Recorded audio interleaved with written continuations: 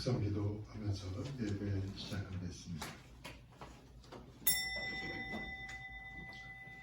복 있는 사람은 악인들의 꾀를 따르지 아니하며 죄인들의 길에 서지 아니하며 오만한 자들의 자리에 앉지 아니하고 오직 여호와의 율법을 즐거워하여 그의 율법을 죄로 묵상하는도다.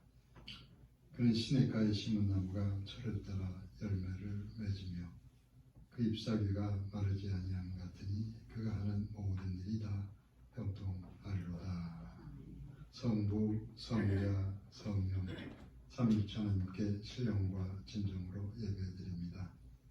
온 땅에 큰 어려움이 오래 지속되었고 시대가 메말라가는 이때에 하나님의 백성들을 시냇가에 심은 나무로 부여사 그 뿌리가 마르지 않고 그 잎사귀가 형통하여서 하나님의 은혜 가운데 인도하실 줄 믿고 예배를 드리며 기도합니다. 하나님의 성령께서 예배 처소들마다 충만케 임하셔서 예배를 통하여 영광을 받으시오며 그 백성들에게 믿음의 새 힘을 주시옵소서. 우리 주 예수 그리스도 이름으로 기원하옵나이다. 아멘. 38장 전하겠습니다.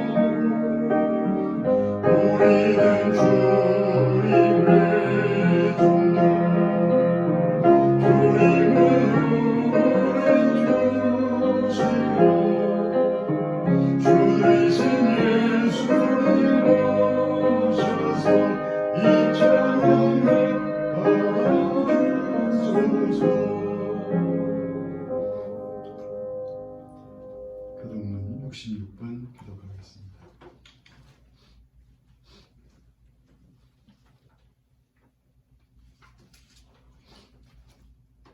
할렐루야. 그의 성소에서 하나님을 찬양하며 그의 권능에서 그를 찬양할지어다. 그의 능하신 행동을 찬양하며 그의 지극히 위대하심을 따라 찬양할지어다. 나 발소리로 찬양하며 기뻐와 수금으로 찬양할지어다. 소고치며 춤추어 찬양하며 하나와 통서로 찬양할지어다. 큰 소리 나는 재금으로 찬양하며 높은 소리나는 지름으로 찬양할지어다. 호흡이 있는 자마다 여호와를 찬양할지어다. 할렐루야. 아멘. 신앙 고백하겠습니다. 나는 전능하신 아버지 하나님 전지의 창조주를 믿습니다. 나는 그의 유일하신 아들 우리 주 예수 그리스도를 믿습니다. 그는 성령으로 잉태되어 동정녀 마리에게서 나시고 본디오 빌라도에게 고난을 받아 십자가에 못 박혀 죽으시고 장사된 지 사흘 만에 죽은 자 가운데서 다시 살아나셨으며 하늘에 오르시어 전능하신 아버지 하나님 우편에 앉아 계시다가 거기로부터 살아있는 자와 죽은 자를 심판하러 오십니다. 나는 성령을 믿으며 거룩한 공교회와 성도의 교제와 죄를 용서받는 것과 몸의 부활과 영생을 믿습니다. 아멘. 255장 찬양하겠습니다. 찬양 후에 고재유 집사님 기도 인도하시겠습니다.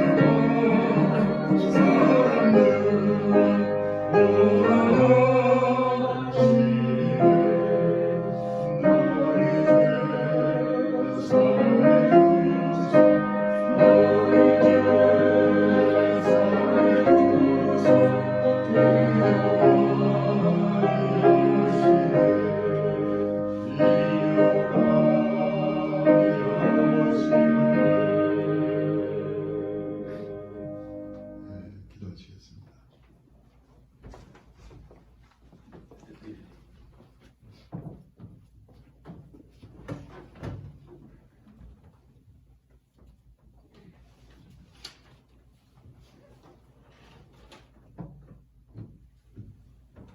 기도드리겠습니다.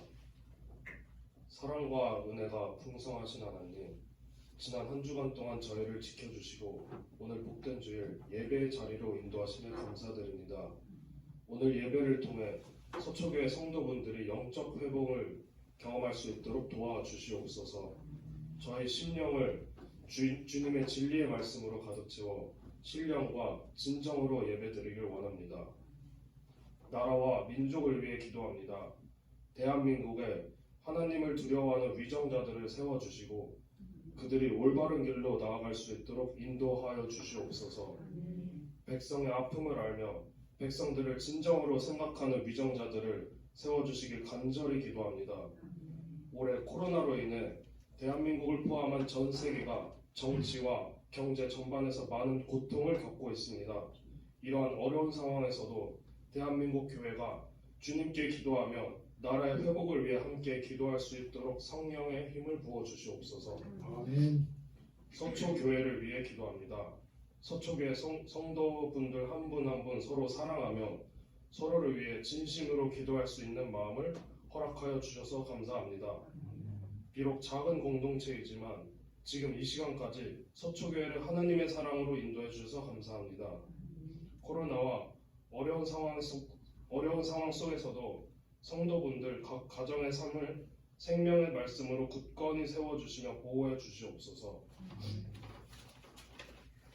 항상 매주 진리의 말씀으로 진리의 복음을 전달하시는 강희창 목사님, 서초교회 사역에 힘써주시고 항상 이웃을 위해 힘써주시는 전도사님들, 주일 예배에 나와 열심히 사역하시는 서초교회 성도님들을 허락해 주시며 항상 감사드립니다.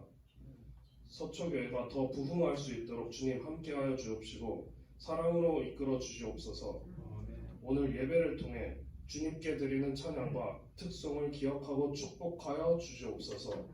이 모든 말씀 예수님의 이름으로 기도드렸사옵나이다.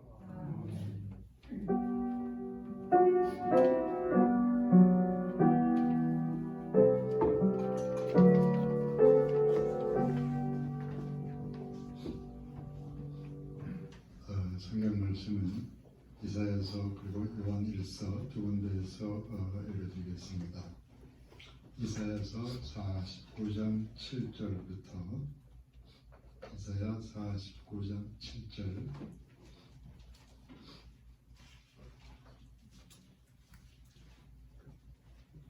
먼저 이사야 49장 7절 한 절 읽어드리겠습니다. 이스라엘의 구속자 이스라엘의 거룩한 이신 여호와께서 사람에게 멸시를 당하는 자, 백성에게 미움을 받는 자, 반원들에게 종이 된 자에게 이같이 이르시되 왕들이 보고 일어서며 고관들이 경배하리니 이는 이스라엘의 거룩하신 이 신실하신 여호와 그가 너를 택하였음이니라.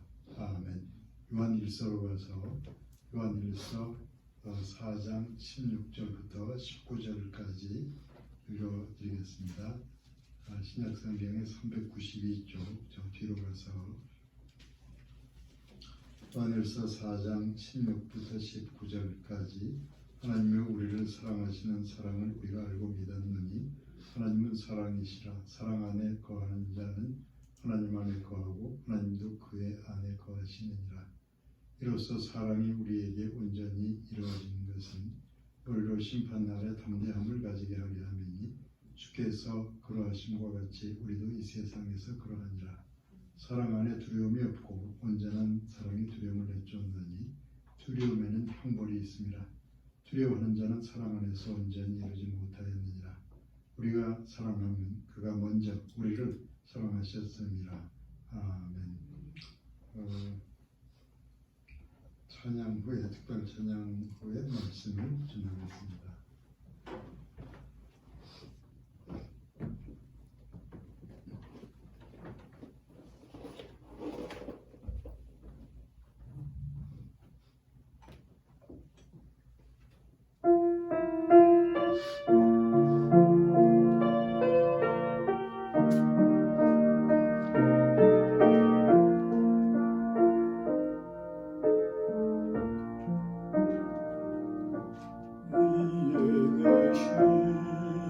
나의 친구 그의 사랑 지구가라 이는 예수 그리스도 나의 구주 나의 친구 사랑하는 나의 친구 늘 가까이 계시도다 그의 사랑 놀랍도다 변함없는 나의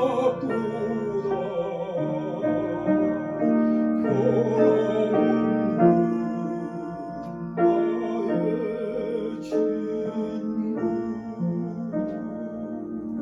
내 맘속에 늘 계시고 영원토록 함께하네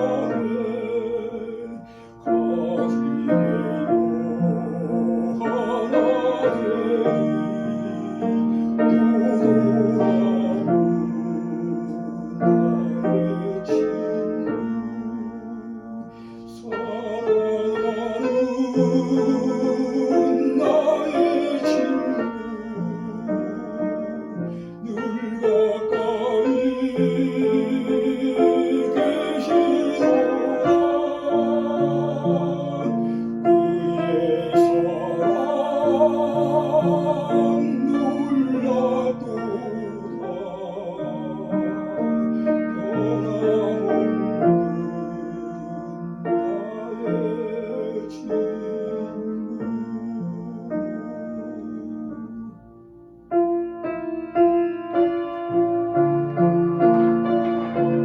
돌아오는 나의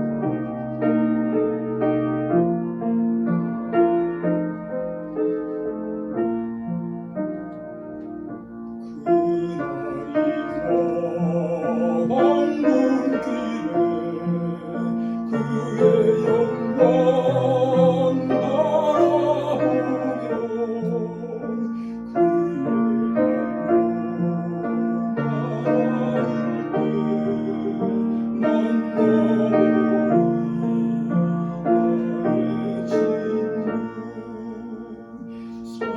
사랑하는 나의 친구 늘 가까이 계시도다 그의 사랑 그의 영광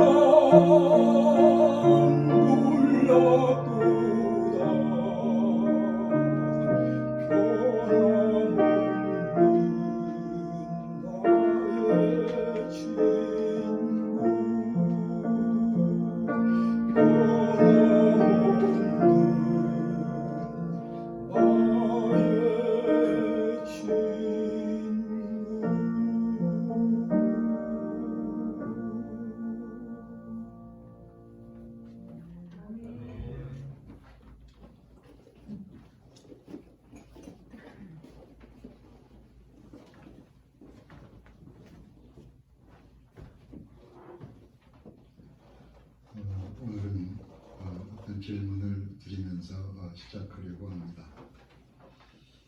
하나님께서 누군가를 부르실 때 그 사람은 어떤 상황에 놓여 있게 되는가 하는 질문입니다. 그에 대한 대답을 마음속으로 생각하면서 말씀을 드리시기 바랍니다. 하나님께서는 다양한 사람들을 부르셨습니다. 특별한 혈통이나 직업이나 계층을 지정해서 부르신 건 아닙니다. 다양한 사람들이 하나님께로부터 부르심을 받을 때 그 부르심 받는 구체적인 상황에 있어서 어떤 공통점이 나타나게 됩니다.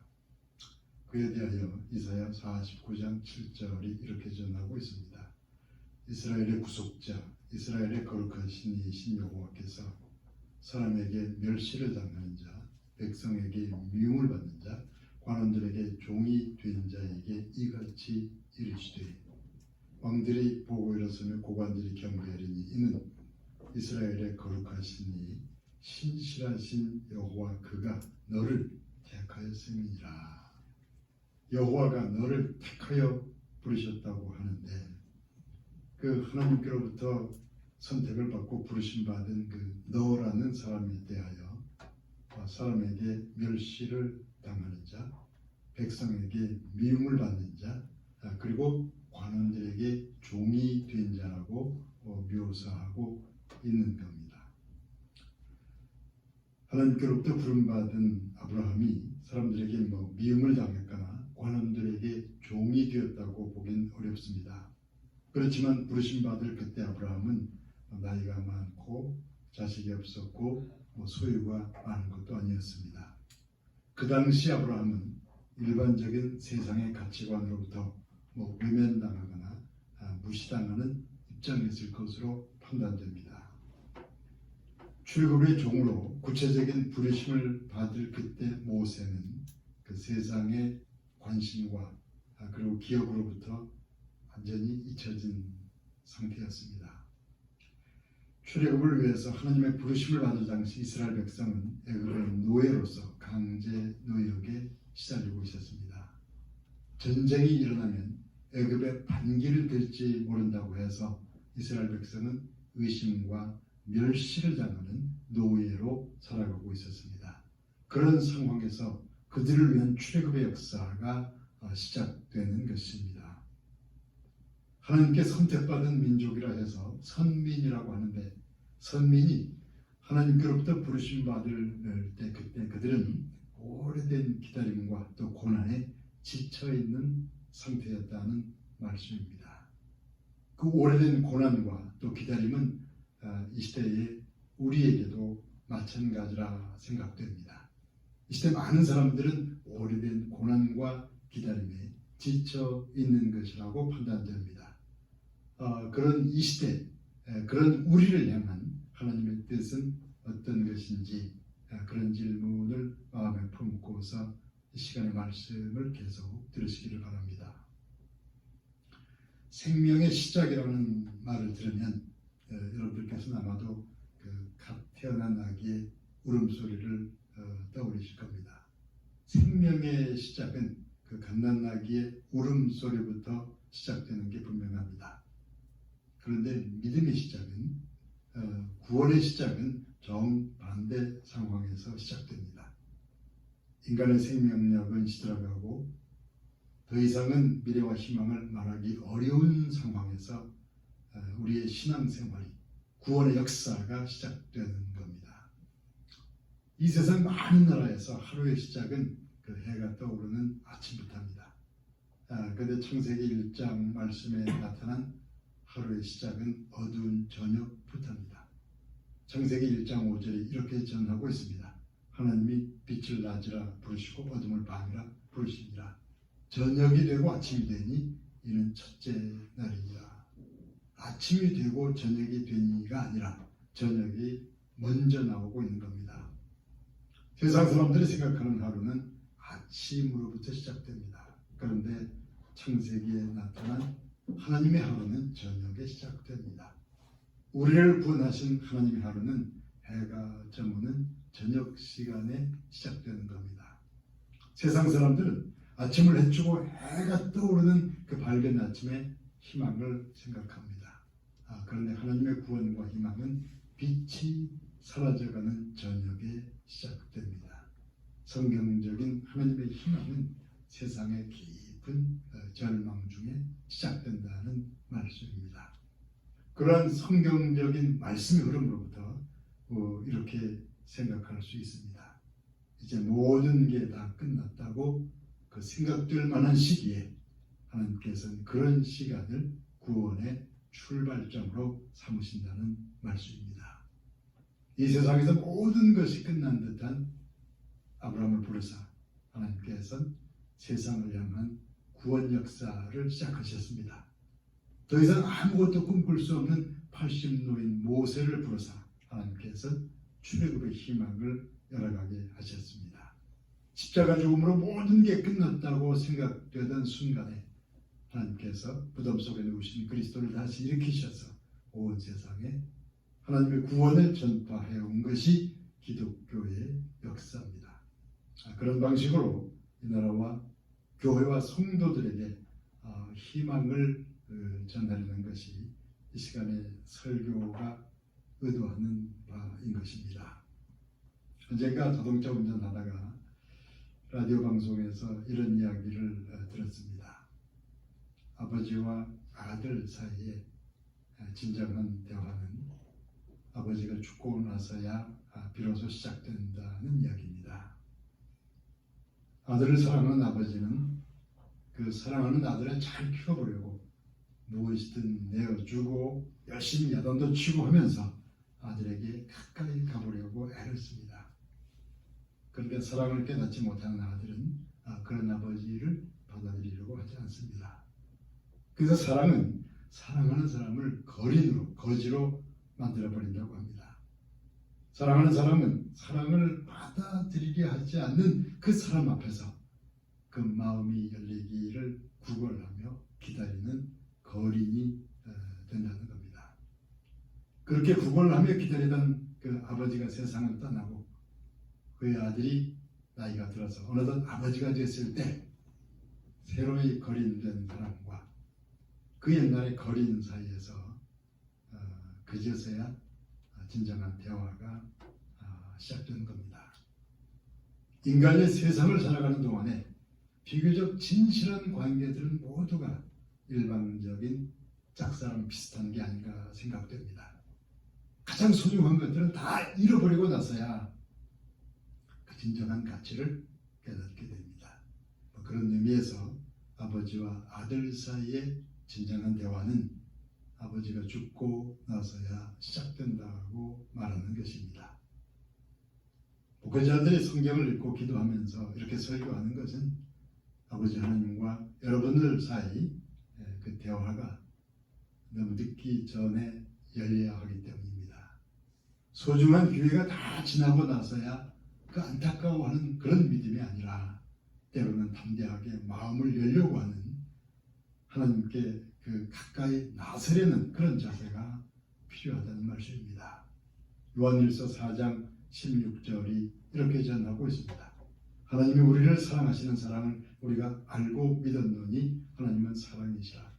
사랑 안에 거하는 자는 하나님 안에 거하고 하나님도 그 안에 거하시느니라. 하나님을 향한 마음이 열려서 사랑하는 마음을 전하고 받아들이면서 신앙생활이 시작됩니다. 그렇게 열린 관계로부터 우리는 그 새하늘과 새 땅을 향한 하나님의 구원 역사에 참여하게 되는 것입니다. 그런데 아버지에게 사랑받는 아들이 좀처럼 마음을 열지 않는 것처럼 하나님 사랑에 대하여 사람의 마음이 열리는 것도 쉬운 일이 아닙니다. 같은 시간에 함께 말씀을 듣는데도 누구는 마음을 닫아버리고 또 누구는 마음의 문을 열어서 받아들이려고 합니다. 마음을 열고 닫는 것이 마음대로 되는 일이 아닌데도 불구하고 하나님 사랑에 대해서 마음을 닫은 것에 대한 책임은 결국 자신의 것이 되고 맙니다. 그래서 우리에게는 하나님의 은혜가 주어져야 하는 것입니다. 하나님의 은혜나 은총이나 같은 말입니다. 은총이나 은혜는 크게 두 가지 의미가 있습니다. 첫째, 은혜를 허락하시는 분은 오직 하나님이십니다. 사람들끼리 대화에서도 누군가에게 은혜를 입었다는 말을 하기는 합니다. 그렇지만 교회에서 특히 설교를 통해서 은혜, 은총을 말할 때 그 말은 오직 하나님께로부터 오는 은혜를 의미하는 것입니다. 오직 하나님께로부터 오는 것이라는 의미가 그 첫째입니다. 그 두 번째 의미는 이런 것입니다. 우리가 하나님께로부터 은총을 받는 데 있어서 우리의 공로는 없다는 겁니다. 그러니까 첫째는 하나님께로부터 주어졌다는 것이요. 그리고 둘째는 우리의 노력이나 공로나 대가가 없이 거저 주어진다는 겁니다. 근데 인간 세상에 참 이상한 일이 있습니다. 뭔가 좋은 일이 생기면 하나님의 은혜를 생각하기보다는 나의 노력이나 공로를 먼저 생각하려고 합니다. 좋은 일이 생길 때면 자기 중심적인 입장이 되려고 하는 겁니다. 그러다가 안 좋은 일이 생기면 내가 아닌 누군가의 잘못을 먼저 떠올립니다. 내가 아닌 타인의 잘못을, 하나님의 불공평하심을 먼저 생각하려고 합니다. 예나 이제나 이 세상 거의 모든 사람이 그런 방식으로 생각하며 살아가는 겁니다. 오직 자신에게 초점을 맞추려는 인간, 무슨 생각을 하고 무슨 판단을 해도 오직 내가 중심이 되려는 인간, 그런 자기중심적인 생각과 행동에 너무 익숙한 존재가 바로 우리들 인간인 겁니다. 그러니까 그런 인간이 그 자기중심적인 벽을 허물어뜨리면서 누군가를 진실로 사랑해 보려고 해도 그는 그 사랑에 성공하기 어렵습니다. 사랑하는 사람은 진실한 마음으로 다가간다고 해도 사랑받는 사람은 그 자기중심적인 벽을 쉽게 포기하려 하지 않기 때문입니다. 그런 방식으로 인간 세상에는 그 사랑에 관련된 많은 그 슬픈 이야기들이 전해져 오는 겁니다. 인간 사이 사랑일지라도 일단 진실한 사랑에 걸려들면 그 사람은 거린이 될 가능성이 큽니다. 진실한 사랑은 근본적으로 내어주는 사랑이기 때문에 자꾸 내어주다 보면 사랑하는 나는 점점 거린이 될 수밖에 없기 때문입니다. 사랑하기 때문에 거린이 되다가 결국 모든 걸 다 내어주게 되는 그런 희생과 사랑이 그 어머니와 자녀 사이에서 어느 만큼 나타납니다. 그런 사랑의 관계가 완전히 영원히 나타난 것이 예수님의 십자가 사랑인 것입니다.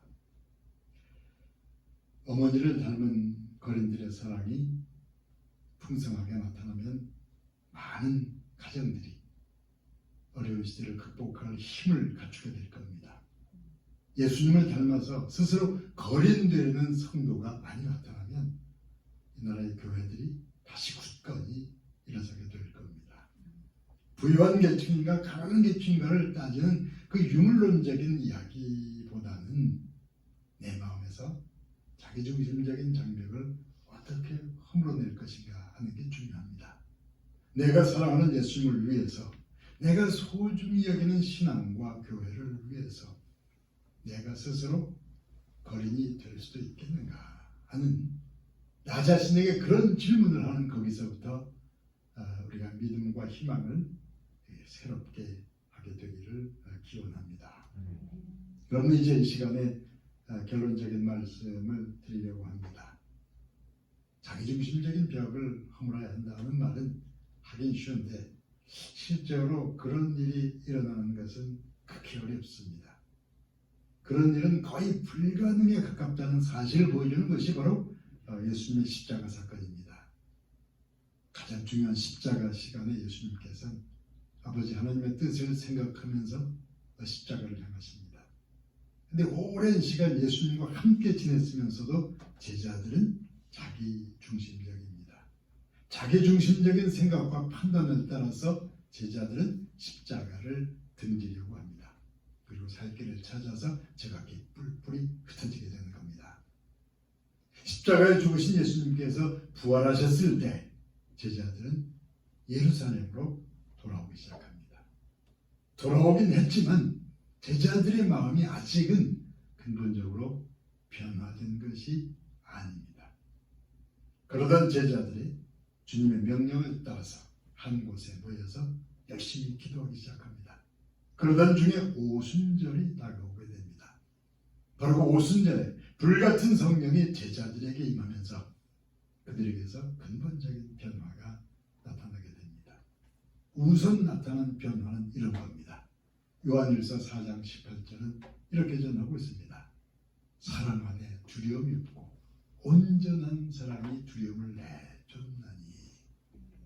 세상에서 누구도 막을 수 없는 두려움이 전혀 없는 존재에 대하여 잠언 17장 12절 말씀이 새끼 빼앗긴 암곰이라고 표현합니다. 새끼를 잃어버린 어미 곰에게는 그 무엇도 두려울 게 없다는 의미가 됩니다. 어미 곰은 새끼 곰을 너무 사랑하기 때문에 세상이 그 무엇도 그 새끼를 빼앗긴 그 어미 곰을 두렵게 할 수 없다는 겁니다. 사랑하기 때문에 두려움이 없는 겁니다.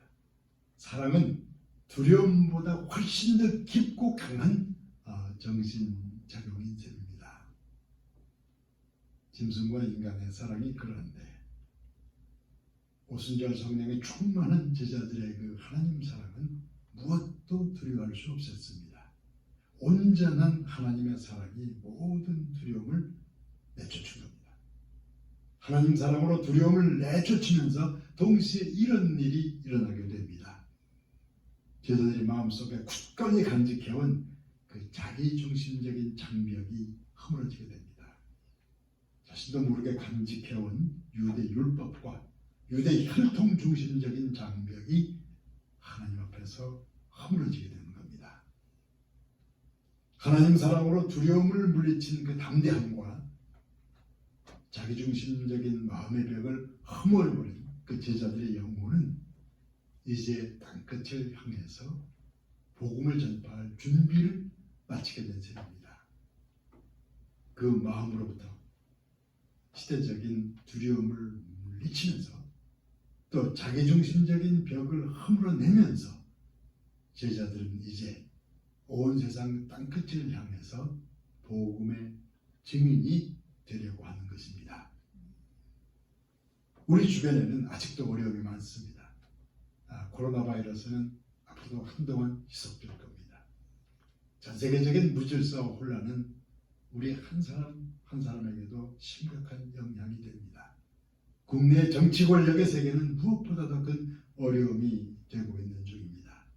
이런 시대에 기독교 교회들은 시시때때로 억울한 누명을 쓰고 살아갑니다. 마치 전염병을 전파한 범인들처럼 교회가 비난당할 때가 있습니다. 무신론에 가까운 정치 세력은 교회를 주된 적군으로 여길 때가 있는 듯합니다. 그런저런 현실을 바라보면 참으로 두려운 시대입니다.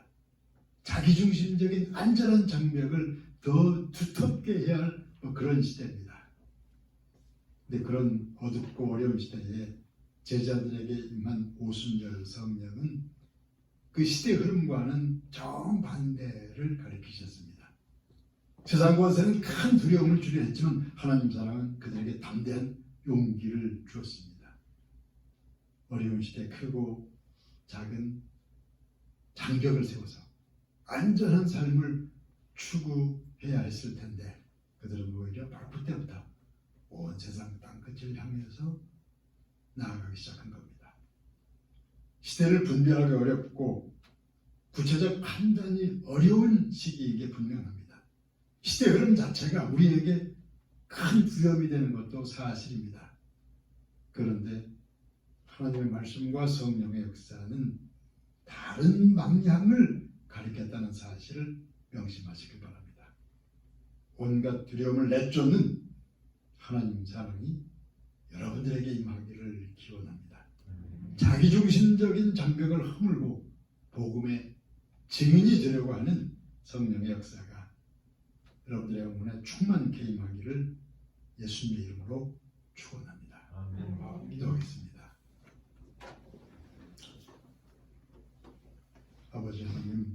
사랑이시라. 하나님이 먼저 우리를 사랑하셨습니다.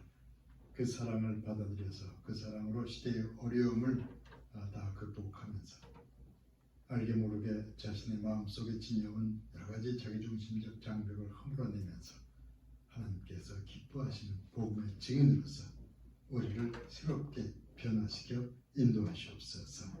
예수님의 이름으로 기도하옵나이다. 아멘. 535장 찬양하겠습니다.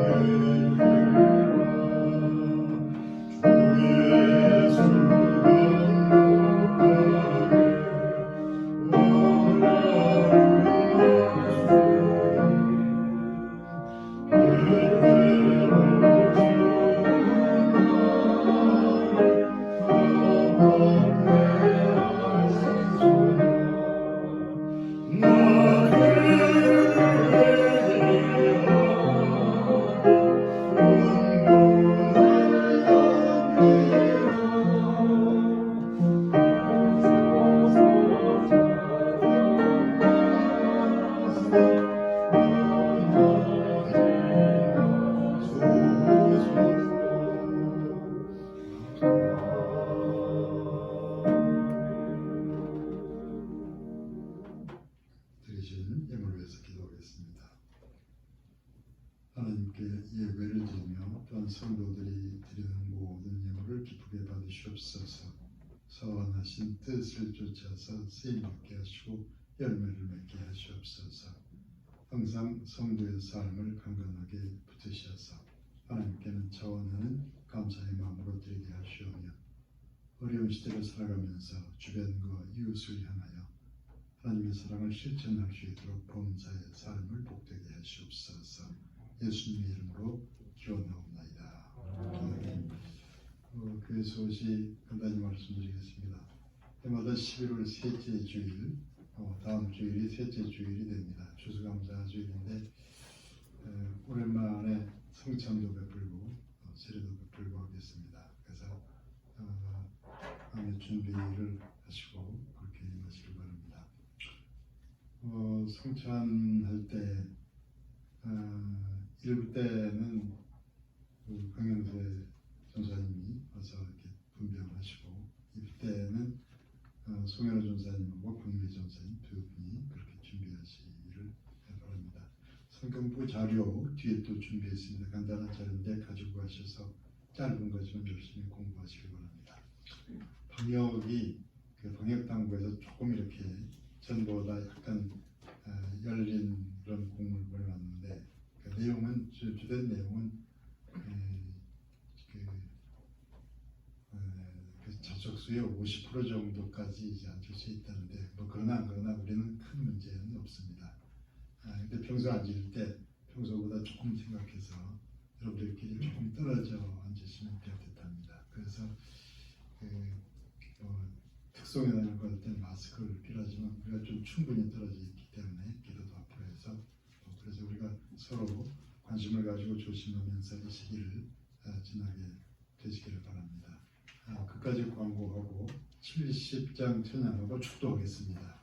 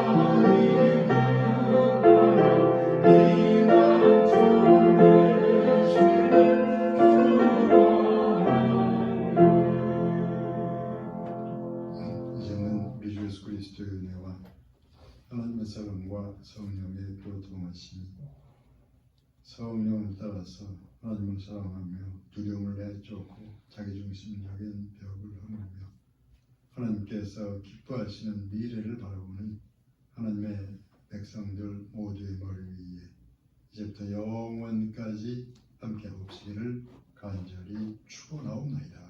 아멘.